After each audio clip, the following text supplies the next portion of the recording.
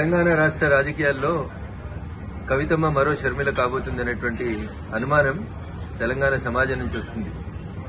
ఎందుకంటే ఈ పంచాయతీ కుటుంబ పంచాయతీ, రాజకీయ వారసత్వ పంచాయతీ, ఆస్తుల పంచాయతీ ఎందుకు ఆల్ ఆఫ్ సడన్ గా కవిత గారు అమెరికాలో ఉన్నప్పుడు మే 2వ తారీఖున రాసినటువంటి లేఖ ఇంతగా ప్రజల్లో చర్చనీయాంశం అవుతుందంటే ప్రజల ఆలోచన లోపల ఒక అర్థం కనబడతా ఉంది స్పష్టంగా.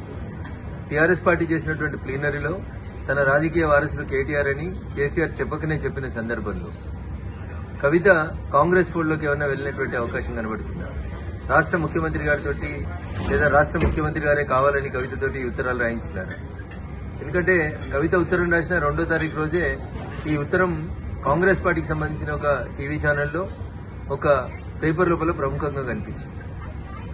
ఈ పరిణామాల తర్వాత కేటీఆర్ గారు హరీష్ రావు గారి ఇంటికి వెళ్లడం, బాబా బొమ్మడితులు ఇద్దరు ఒకటనేటువంటి ఒక మెసేజ్ ని బయటికి పంపడం, తనను ఒంటరి చేస్తున్నారు, బయటికి పంపిస్తున్నారు అనేటువంటి ఆలోచన వచ్చిన తర్వాత కవిత తప్పనిసరి పరిస్థితులలో కాంగ్రెస్ ఫోల్డ్లోకి పోయిందేమో అనేది తెలంగాణ ప్రజల అనుమానం. ఇక భారతీయ జనతా పార్టీ గురించి, మా పార్టీ గురించి కవిత మాట్లాడడం ప్రజలలో జరుగుతుందే వాస్తవాన్నే కవిత చెప్పింది.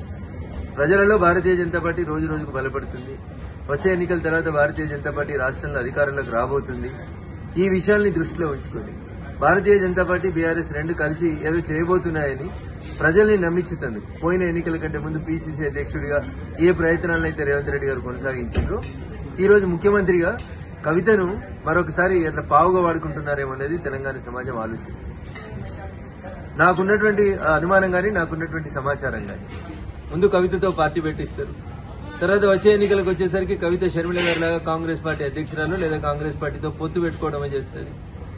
ఇది గతంలో ఈ రాష్ట్ర రాజకీయాల లోపల ఇట్లాంటి ఒక ప్రయోగం చేస్తే బాగుంటుండే అని నేను చెప్పలే. టీఆర్ఎస్ సిద్ధాంతకర్త అని చెప్పుకుంటే ఆయన మొన్న ఒక టీవీ ఛానల్లో చెప్తాడు, 2018 ఎన్నికలప్పుడు కేసీఆర్ హరీష్ రావు తోటి ఒక పార్టీ పెట్టిస్తే మంచిగుంటుండే, ఆ పార్టీని ఎన్నికలు అయిపోయినాక మళ్లీ మెర్జీ చేసుకుంటే బాగుంటుండే అనేది టీఆర్ఎస్ పునాది నేనే అని చెప్పుకునేటువంటి ఒక సిద్ధాంతకర్త మొన్న ఒక టీవీ ఛానల్లో మాట్లాడుతూ చెప్పి వీటన్నింటినీ క్రోడీకరించి చూసినప్పుడు కవితని కాంగ్రెస్ నడుపుతుందా, కవితని రేవంత్ రెడ్డి గారు నడుపుతున్నారా, కవిత మరో షర్మిల కాబోతుందా అనేటువంటి అనుమానం అయితే చాలా స్పష్టంగా తెలంగాణ సమాజం ముందుంది.